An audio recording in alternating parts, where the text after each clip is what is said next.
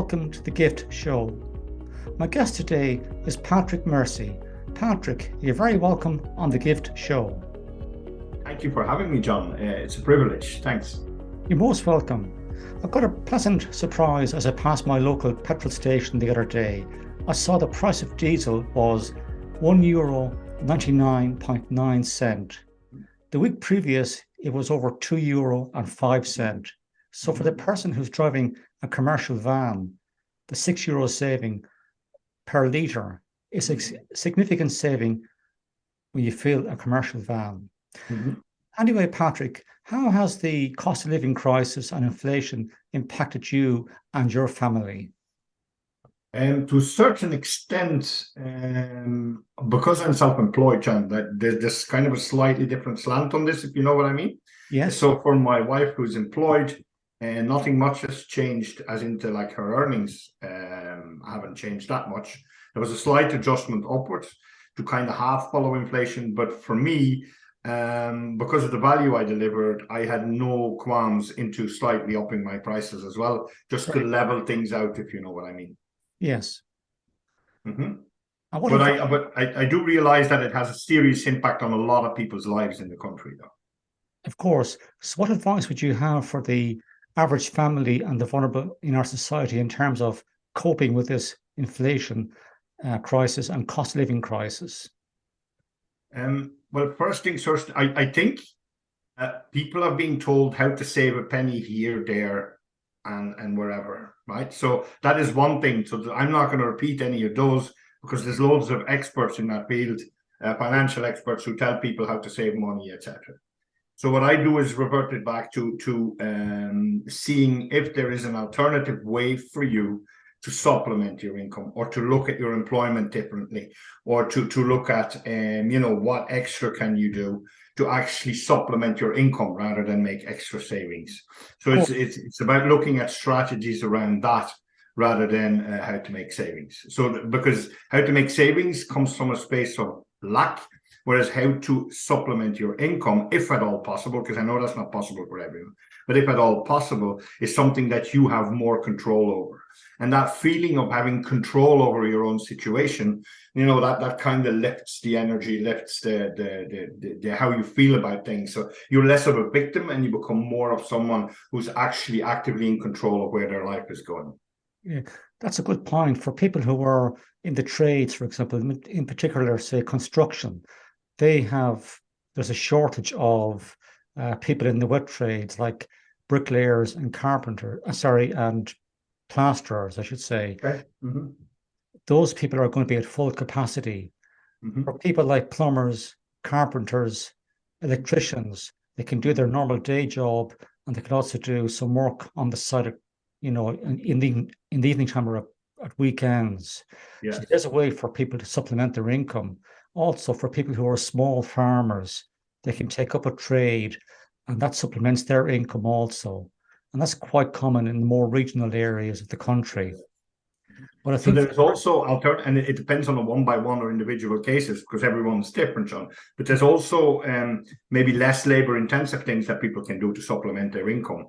So when I work as a coach with younger people, especially around career coaching, they often now step away from the Monday to Friday 9 to 5, or from the the trade scenarios, and they divulge more into like the gig economy, which gives them 6 or 7 possible revenue streams that if one dries out for any particular reason, be it economical, be it social, be it regulations, be it like legislation, whatever, they still have the other sources of income.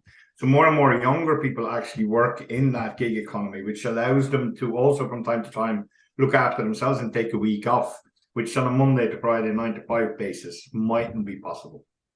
I saw an interesting series of programs there earlier on in the year. It was around the whole area of the future of work.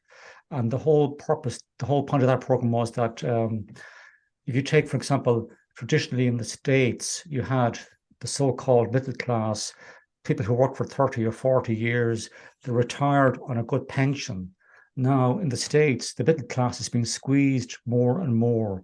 And what you have is more and more people moving into the gig economy, where, for example, you could have multiple streams of income, because one day you're working for Amazon, another day you're working for their competitor. So people have multiple streams of income, but there's no guarantee of a pension. And I saw the other day that Amazon worldwide, they employ 1.6 million people, believe it or believe it not. So the gig economy is having a greater impact in the overall world economy in the next couple of years. I can see it growing in terms of its impact. Yeah. Yeah, no, just near where I live here I live in Newcastle, South County Dublin, John, and just near me here, at the other side of Baldonnel Airport, they're after building 7 massive Amazon warehouses, because there's a new Amazon warehouse distribution center built here. So absolutely what you're saying is right. Now, on the one thing I always say is that when you're thinking about your own future and you're future-proofing yourself for work, etc., is to do some work before that. Because I often people come like, well, I have been a plumber, so I look at bricklaying or I look at whatever. Whereas if you take a step back and do a bit of work on yourself, you might discover that actually you have other talents or passions or whatever that have become dormant over your life, that if you tap back into that, that might be another source of future-proofing yourself. And if I can give even one example where there was someone who was in their early 60s working in a bank, but completely burnt out. And by doing a bit of work with the person, discovered and rediscovered their passion for painting. Now, not painting houses, painting landscapes and painting, whatever. And that person retired early from the bank because he got so many works in for commissions that for paintings that he's now still not retired. He's instead making a living selling paintings. So there is these hidden kind of passions and talents that we have and that everyone has, and it's finding a way to tap into those. Yeah. So effectively what you're saying there, Patrick, is that this particular person, they have their pension from the bank. They worked there for many years, presumably, and they're supplementing their pension by doing this artistic work and creating paintings for people that they can sell for a price. That's a very good idea in terms of supplementing one's income.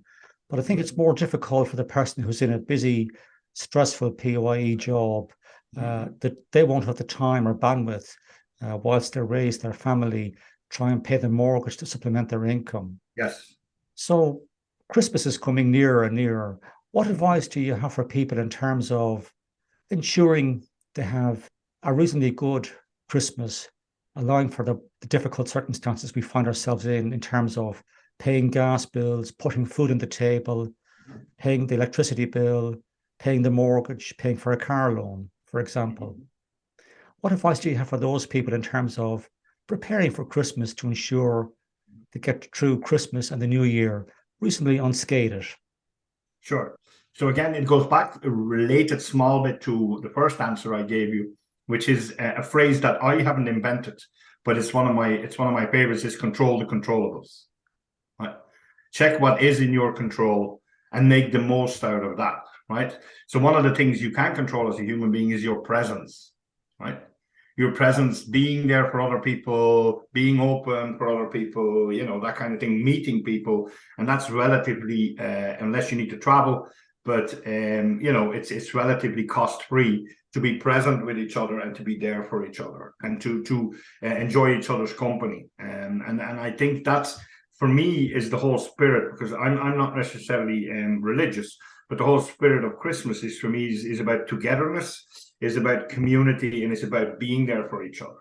And if you make that the center of your festivities or the center of what you do over that festive period, then I think that will lift the whole energy anyway, regardless of the financial aspects of it. Another thing that we've been doing, my wife has a large family, John. So what we've been doing for years is like a Chris Kindle, and it's €20 max. So there's one present you buy for one person, and you get a name drawn out of a hat. And it also gives a feeling of a bit of a mystery. It's like who when you get the gift, they don't tell you who bought it for you, and you're trying to guess who it was, etc. So you can put a bit of mystery into it as well if you want. Of course, I've had experience with those Chris Kindles some years ago. Indeed, they're quite interesting. And you often wonder to yourself, who bought me that book on Leeds United or Manchester United? Yes, that's it. You don't want it. That's it. And that's another thing. When you buy presents, Yeah, it's like often you just alluded to that, like, you get stuff you didn't want. Isn't that a waste of resources and energy and money and all that kind of stuff, which is so tied to people? So figure out, get to know each other by being present, by being there for people. You get to know them. When you get to know them, you will not buy them a book on Leeds United and they're a Shamrock Rovers fan, that kind of thing. This has been a very interesting conversation today, Patrick. And I think three of the great takeaways I can take from this conversation are: firstly, look at supplementing your income in these difficult times, if at all possible. And you mentioned there about the person who retired from the bank. They're now doing artistic work and selling paintings to people. They're doing something they love and enjoy to do. That's most important. Mm-hmm. Secondly, be present for people over Christmas. Show an interest in people. Don't just talk about yourself. Show a genuine interest in people and their issues. Mm-hmm. And whatever else happens over Christmas, be charitable in terms of your time for people. Mm-hmm. And thirdly, we talked about the gig economy today. That's becoming a more important aspect of the economy over time.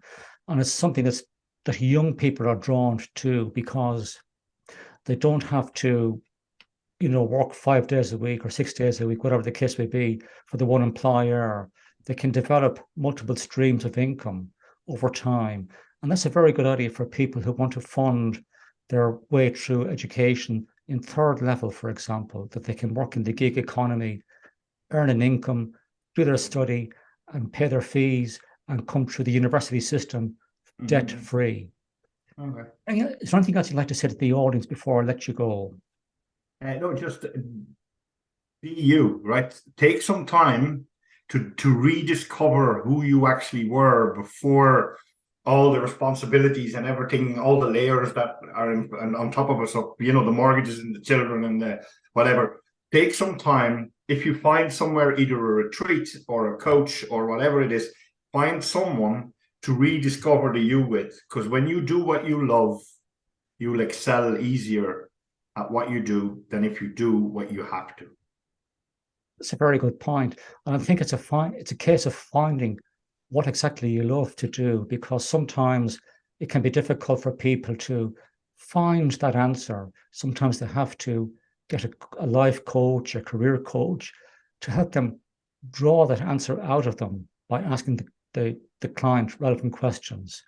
This has been an amazing conversation today, Patrick. Thank you very much for your time. Thank you for having me, John. I appreciate it. You're very welcome.